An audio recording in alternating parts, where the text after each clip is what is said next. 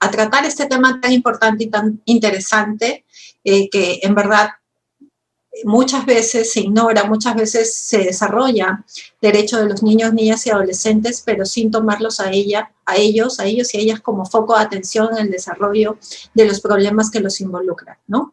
Muchas veces dentro del entorno familiar, escolar, están objetivizados y no son pues comprendidos como personas o como sujetos de derecho plenos hoy y en día. Entonces voy a empezar la disertación citando nuestra Constitución y reconociendo que el artículo 4 de nuestra Constitución nos señala que la comunidad y el Estado protegen especialmente al niño y al adolescente.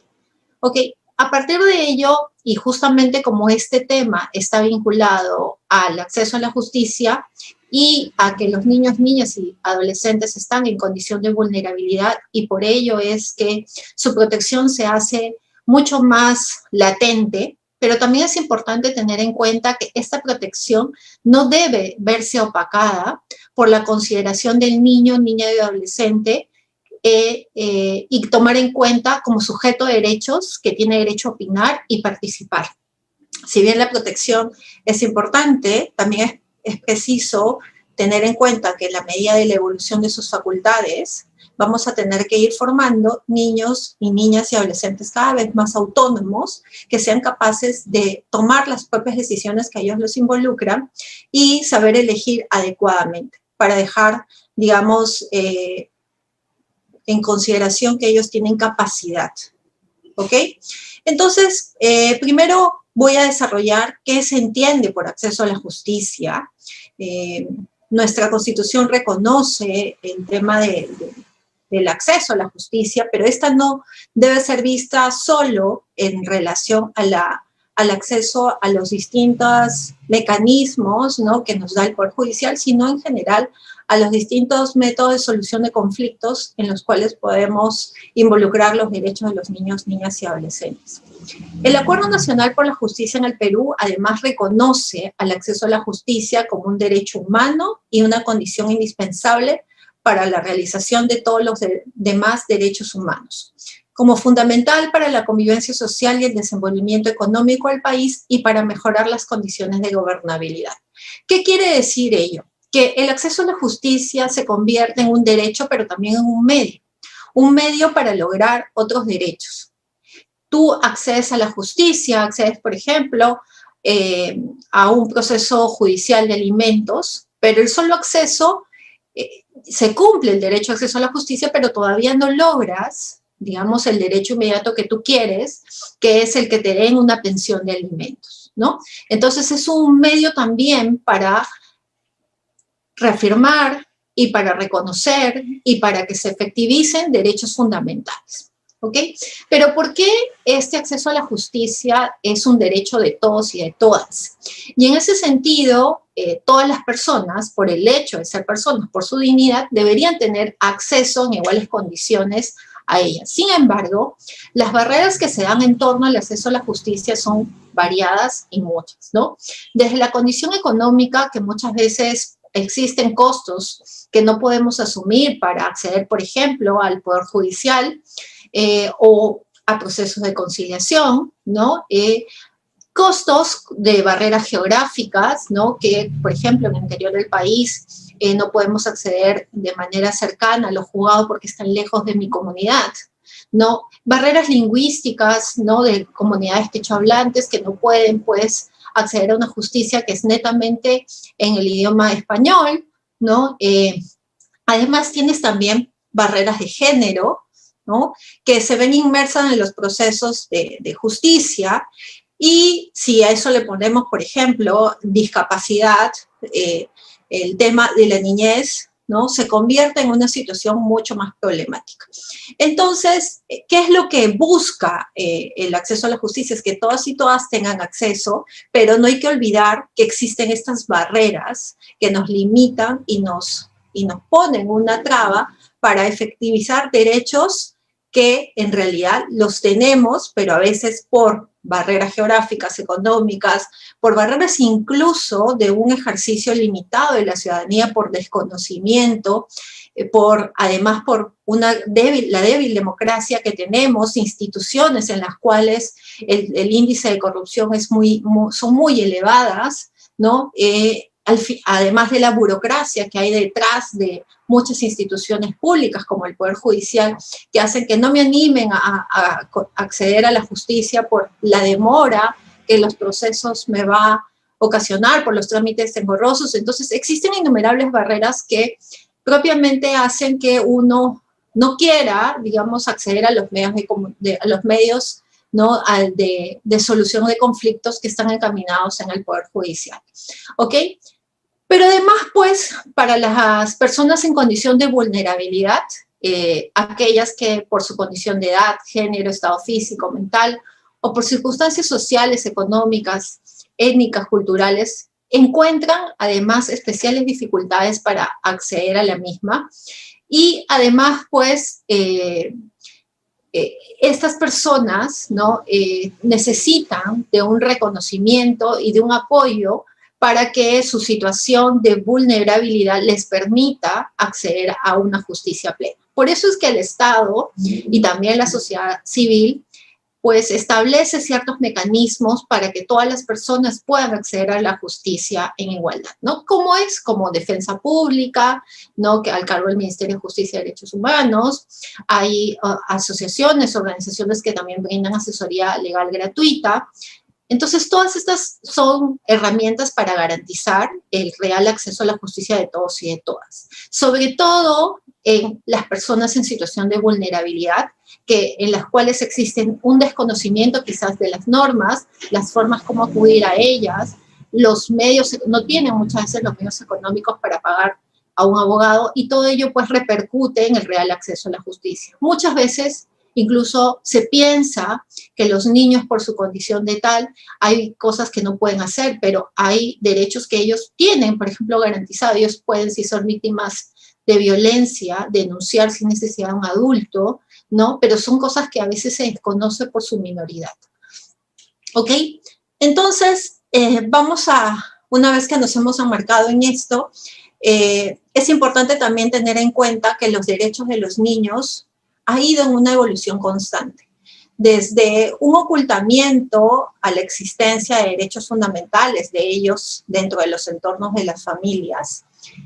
Muchas veces se pensaba, ¿no? Que los niños, al vivir un entorno familiar, la autoridad de los padres es la que debería regir el comportamiento, la conducta y las formas en las cuales estos niños se deban desempeñar en las distintas esferas de su vida. ¿Ok? Por lo tanto, la intromisión del Estado prácticamente es nula y el Estado empieza pues a ver a estos niños como objetos de propiedad, ¿no? Como objetos de propiedad de los padres, como los padres pueden decidir sobre ellos, ¿no? Y al decidir sobre ellos, estos niños, ¿no? Digamos, se convierten en un objeto de protección, un objeto en el cual simplemente van a ser las personas que sus padres quieren que sean, ¿no? Una extensión de los padres y no un sujeto pleno de derechos. Entonces, esta forma de ver a los niños ha ido evolucionando, ¿no? Sin embargo, hoy en día todavía hay situaciones en las cuales vemos y evidenciamos que estos niños todavía siguen siendo objetivizados. Yo voy a recordar un caso que justamente es un caso muy particular en el cual efectivamente nos recuerda cómo empieza justamente esta preocupación por la niñez. Este es el caso de Mary Ellen, a mediados del siglo XIX, que fue adoptada por una familia que la maltrataba. Y la maltrataba no de manera brutal, ¿no? Con tratos crueles. Tanto así que el vecindario, muchos de los vecinos, se percataron de estos actos crueles con esta niña, que incluso era atada en el cuello con una correa, como si fuera un perro. ¿Okay? Y vivía pues en unas condiciones de desnutrición y de maltrato graves. Entonces, cuando se hicieron las denuncias de este caso, se percataron que efectivamente no había una norma que protegía a los niños. ¿no? Entonces una trabajadora social no sabía cómo enmarcar este proceso porque no había una norma que protegiera los abusos contra los niños, niñas y adolescentes. Entonces, se unió con una asociación de protección animal y llevaron el caso a la corte como si Mary Ann fuera un animal, ¿ok?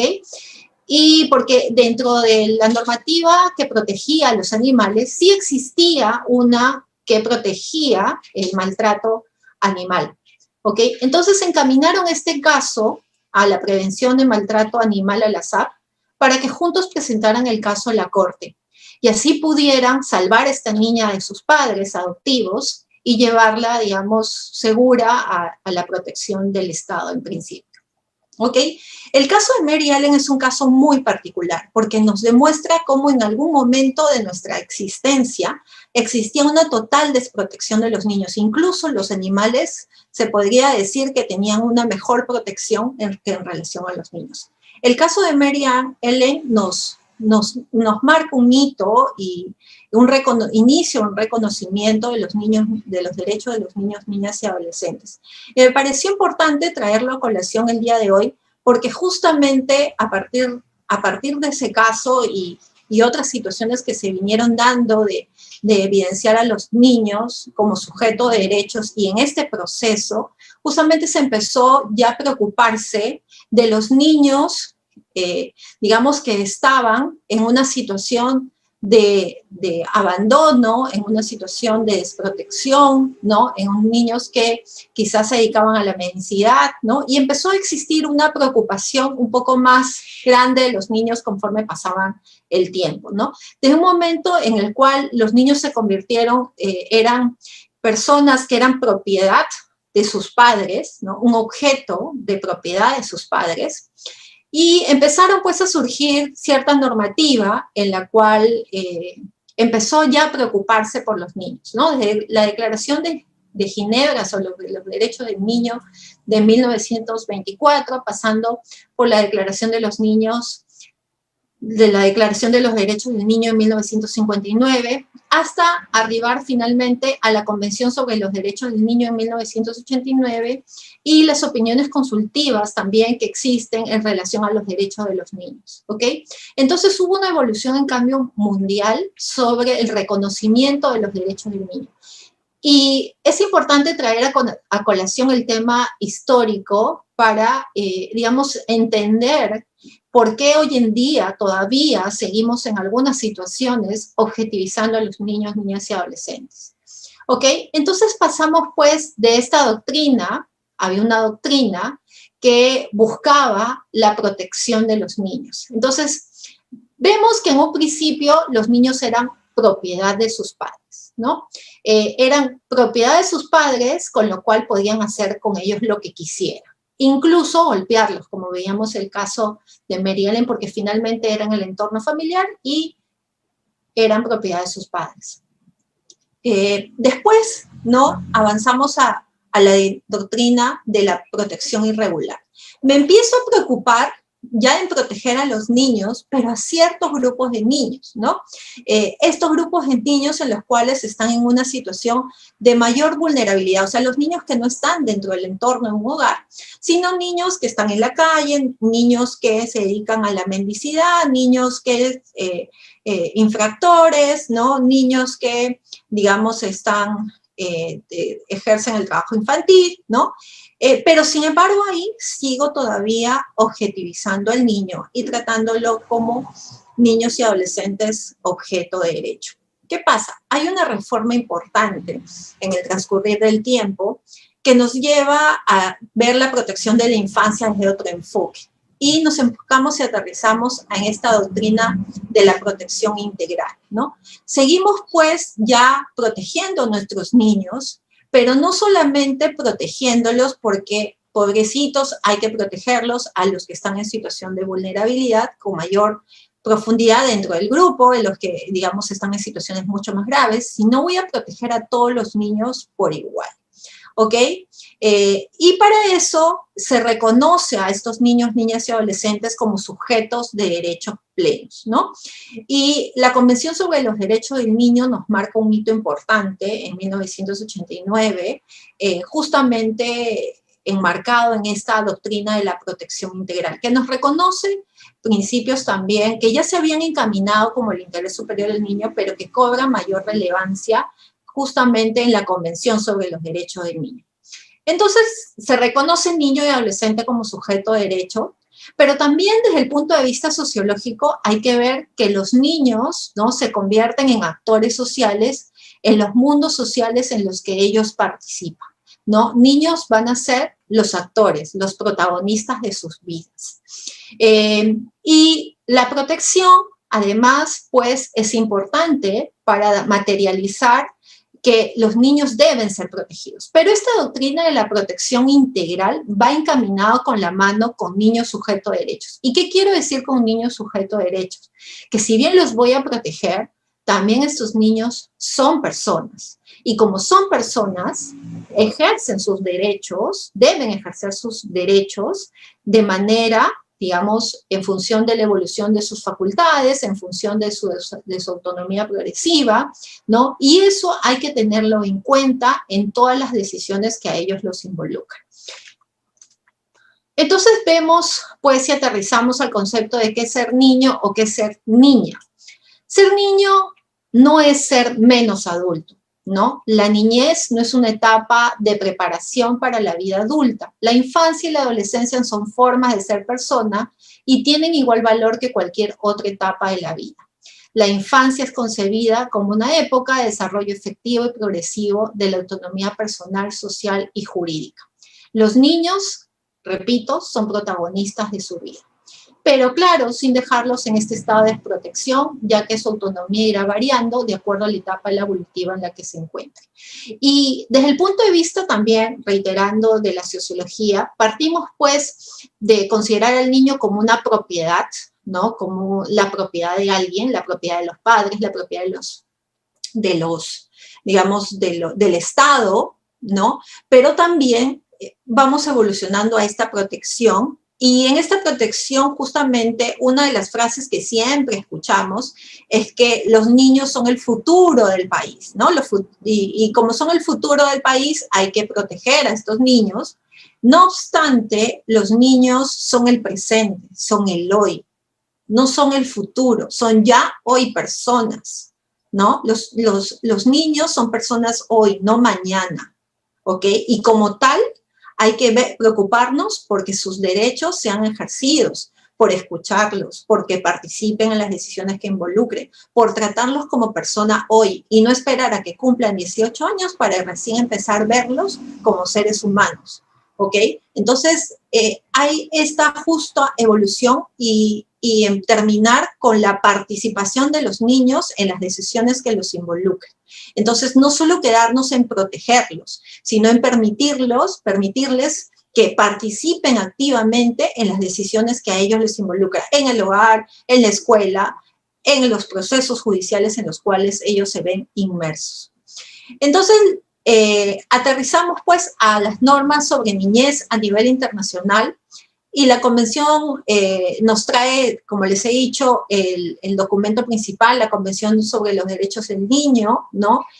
Pero adicionalmente nos trae algunas normativas importantes, las observaciones generales del comité, la Convención Interamericana sobre Restitución de Menores, el Convenio 182 sobre prohibición de las peores formas de trabajo infantil y su prohibición, pero además, por ejemplo, nos trae un documento importante que es las reglas de acceso a la justicia de las personas en condición de vulnerabilidad. Reglas importantísimas porque hoy en día, que estamos hablando el día de hoy de justamente personas en situación de vulnerabilidad, las reglas de acceso a la justicia reconoce a los niños, niñas y adolescentes como personas en condición de vulnerabilidad y además la importancia del acceso a la justicia de ellos en igualdad, con información, con opinión, ¿no? Con participación. ¿Ok? Entonces hay un cambio y una evolución a nivel internacional que se traslada a nivel nacional con nuestra normativa, ¿no? Desde nuestro Código de Niños y Adolescentes, el Código Civil, Hay normas específicas como la 30364, referida al tema de violencia contra los integrantes del grupo familiar, ¿no? Y la violencia contra la mujer, la ley 3466, la que fija parámetros para interpretación adecuada del interés superior del niño, el decreto legislativo 1297, que trata de los niños en situación de desprotección familiar o en riesgo de perderlos, el Código de Responsabilidad Penal, el Plan Nacional por la Infancia, el protocolo para la participación de los niños, niñas y adolescentes en el proceso judicial, que lo vamos a ver ahora de una manera un poco más profunda en lo que podamos, digamos, en la sesión de hoy, pero es importante tener en cuenta que estas normativas relativas de niñez están. Sin embargo, vamos a ver que, por ejemplo, hay ciertas consideraciones, ciertas cosas que no están del todo bien plasmadas en nuestro Código Civil, por ejemplo, en la consideración de niño o niña como sujeto de derecho. Incluso en el Código de Niños y Adolescentes hay ciertas prerrogativas también que no involucra de manera clara la participación de los niños, niñas y adolescentes acorde con la consideración de justamente la participación de los niños en todos los asuntos que los involucra y tener en cuenta la autonomía progresiva de los mismos. ¿Ok? La Convención sobre los Derechos del Niño nos trae dos artículos muy importantes para entender justamente este tema que les hago recordar y tener en cuenta en temas de infancia. El tema de la autonomía progresiva de los niños, niñas y adolescentes y la importancia de la participación y la información y la opinión y el ser oídos de estos niños, ¿no? El artículo 5 y el artículo 12 nos hablan, pues, de que las personas que tomen en cuenta los estados partes, los padres, los tutores, ¿no? Otras personas encargadas legalmente del niño deben, digamos, tomar decisiones en consonancia con la evolución de las facultades de los niños, la dirección y orientación apropiada para que el niño ejerza los derechos reconocidos en la presente convención.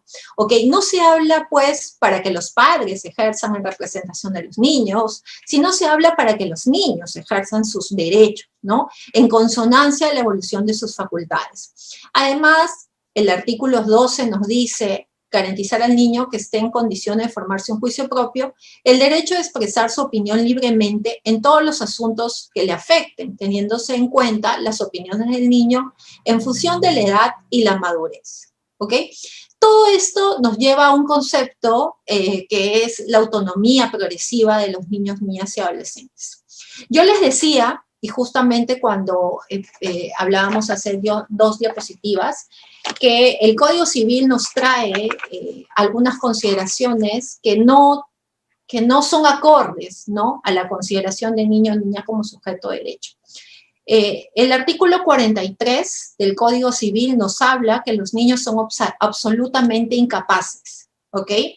La propia terminología de incapaces nos lleva a una situación de que esta persona, digamos, no tiene capacidad, ¿no?, para actuar en los asuntos que le involucran, en los asuntos, pues, que son, digamos, de su interés, ¿no? Pese a que finalmente las decisiones que se toman van a repercutir en la vida, no de los adultos que tomen las decisiones por ellos, no en los padres, digamos, que someten al niño a determinados conflictos, sino estas decisiones van a tomar en cuenta, van a decidir sobre el futuro de un niño, cuando muchas veces este niño, porque justamente se le considera incapaz, no ha formado parte de este proceso y se resuelve en función de lo que ellos creen que es mejor para los niños, de lo que ellos consideran que es mejor para los niños, sin haberles informado, comunicado, explicado, orientado, guiado, para que ellos puedan ser partícipe también de las decisiones que los involucran. ¿Ok? Entonces, apuntamos justamente a una capacidad progresiva de estos niños, una capacidad progresiva que involucre no solamente fijarnos en una edad de los niños para que sus opiniones sean tomadas en cuenta, como nos dice nuestro Código de Niños y Adolescentes, cuando nos dice cómo resolvemos los casos de tenencia y reconoce el tema justamente de la opinión. Hay que escuchar al niño y tomar en cuenta la opinión del adolescente, es decir, la opinión del niño es menos importante que la opinión del adolescente, ¿no? Sin embargo, lo que nos dice la autonomía progresiva es que la edad no es un criterio determinante para que yo pueda dar más o menos importancia a la opinión de un niño, ¿ok? Hay otros factores como el grado de madurez, la comprensión del niño, las circunstancias que lo rodean, para que nos lleve además a entender y comprender lo que el niño tiene que manifiesta y señala en las decisiones que los involucran. Además, pues, el protocolo también de acceso a la justicia de los niños nos trae ciertas consideraciones importantes para decidir en torno a ellos, consideraciones que deben tener en cuenta los jueces cuando dentro de un proceso están involucrados los derechos de los niños, niñas y adolescentes, que van, por ejemplo, desde que este niño se presuma su capacidad y no que el niño tenga que probar que es capaz. ¿Ok?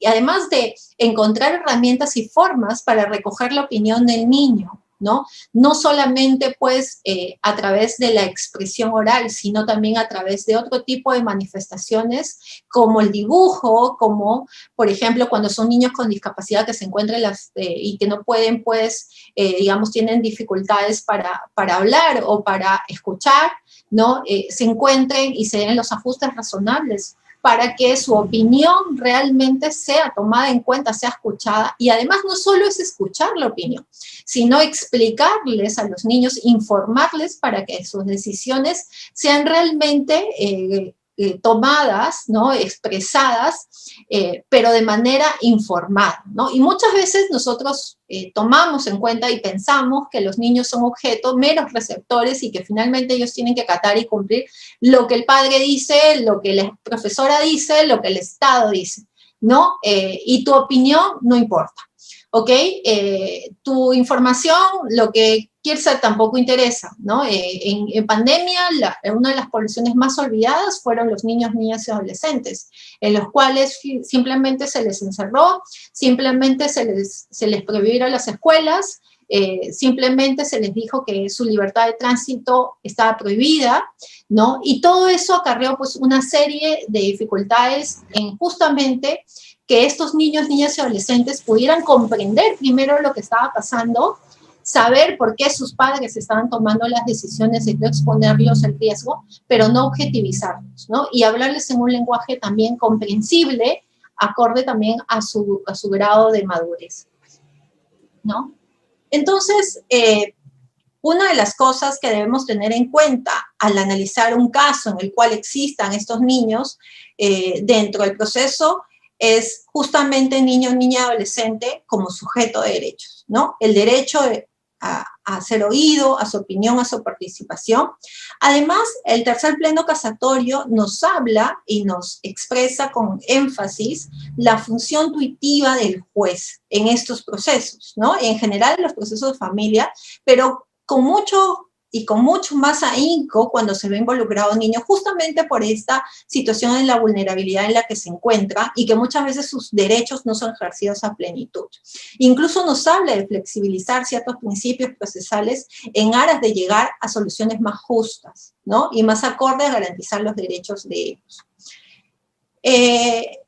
¿Y qué es lo que nos trae a colación dentro de un proceso judicial? Yo les quería recordar, ¿no? Que justamente cuando hablaba al inicio, les mencionaba de estas 100 reglas de Brasilia de acceso a la justicia de personas en condición de vulnerabilidad. Esta es una directriz judicial que emergió del consenso de 23 poderes judiciales de Iberoamérica y que ha sido ratificada por el Poder Judicial del Perú en el año 2010. ¿Qué nos trae esto? Nos habla de poblaciones en distintas situaciones de vulnerabilidad, pero en relación a los niños, justamente nos habla que en los procesos judiciales en los cuales participen niños, ¿no? Se debe tomar en cuenta la edad, el desarrollo integral, y se deberá además celebrar los actos para recoger las opiniones de ellos en una sala adecuada, facilitar la comprensión, utilizar un lenguaje sencillo. Se debe evitar formalismos innecesarios, ¿no? Como la toga, la distancia física en el tribunal y otros similares. Pero finalmente... Un minuto más. Ya, ok, gracias. Pero después, justamente esto aterrizamos en el protocolo para la participación de los niños, niñas y adolescentes en el proceso judicial elaborado por el Poder Judicial. Este protocolo nos reconoce la capacidad del niño para formarse opiniones propias y hay 5 consideraciones que yo he traído el día de hoy que me parece importantes nombrarlas. El juez tiene la obligación de evaluar la capacidad del niño a formarse una opinión autónoma, ¿ok? El juez no puede partir de la premisa de que un niño es incapaz de expresar sus propias opiniones. El ambiente en el cual se debe escuchar al niño debe ser distinto al despacho, debe ser amigable, adecuado a su edad, a condiciones personales. El derecho del niño a expresar su opinión no impone ningún límite de edad. Es la forma de encontrar cómo trasladar la opinión de este niño con, digamos, apoyo del equipo multidisciplinario que nos puede coadyuvar a ello. El juez, para determinar la madurez del niño, deberá evaluar su capacidad de comprender y las consecuencias de un asunto determinado. Finalmente, justamente esta sentencia me parece como que importantísima para recordar cómo una resolución judicial sí puede ser acorde al reconocimiento de los derechos de los niños, niñas y adolescentes en el marco de un proceso judicial, ¿no? Esta es una resolución escrita dirigida a una niña. Cuando nosotros vemos unas resoluciones judiciales en las cuales se toman decisiones sobre los niños, son incomprensibles muchas veces hasta para los adultos. Yo que he trabajado con poblaciones vulnerables en consultorios jurídicos gratuitos, puedo dar fe que había personas que se acercaban solamente para que les ayudes a entender lo que había resuelto el juez, porque no entendía. ¿Se imaginan eso para un niño? Esta es una sentencia, una parte de la sentencia dirigida a un niño, en el cual se decide si esta niña va a quedarse con su papá, con el que siempre se crió, o con su papá biológico, ¿ok? Y justamente resuelve la jueza argentina diciendo que al final va a reconocer a sus 2 papás, porque la niña, porque según lo que hablamos y me hiciste saber, es que sentís que los 2 son tus papás, le dice. Listo, eso es importante y así lo voy a escribir en la sentencia. Te anticipo que voy a reconocer legalmente ese derecho a tener a tus papás en los papeles, a los 2. A reconocer el derecho a vivir de esa forma y en familia. La importancia de una resolución acorde a las necesidades de la niña, a la vida que la niña está llevando, a recoger su forma de vida y también al lenguaje adecuado a las decisiones que los involucran a los niños, niñas y adolescentes. Sí se puede. Y como final, recordarles nada más que los niños son sujetos de derecho hoy y ahora, no son el futuro, son el presente. La capacidad de los niños no se presume, no corresponde al niño probar su capacidad. Los procesos en los cuales están involucrados los derechos de los niños deben tener en cuenta las particularidades propias de la infancia. Es importante preguntarnos, y ahí la socióloga Lourdes Gaitán nos recuerda, ¿y los niños qué?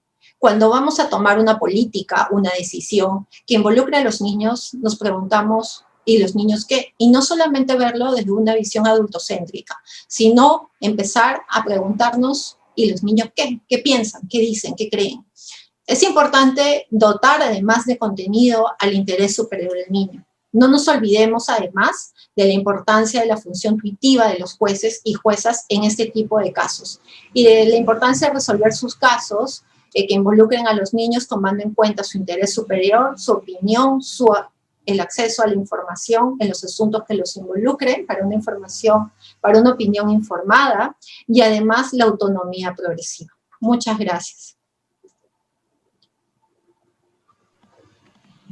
Excelente, doctora. Muchísimas gracias. Contamos con una pregunta y es la siguiente. ¿De qué forma le afectaría a los hijos que su padre sea drogadicto? ¿Y cuáles serían las consecuencias jurídicas para el padre respecto de sus hijos? Ok.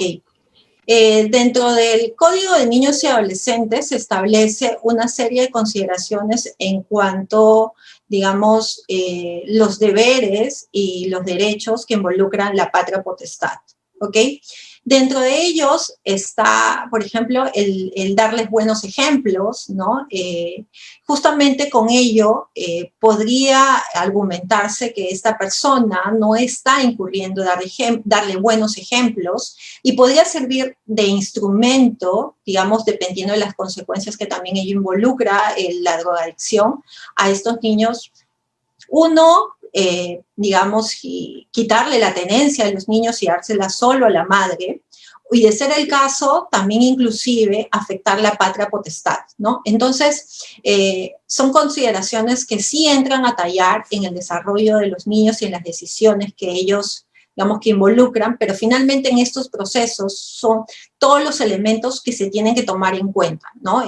Pero sí, efectivamente, una conducta de drogadicción a un niño puede impactar en la tenencia o incluso en la patria potestad de los niños.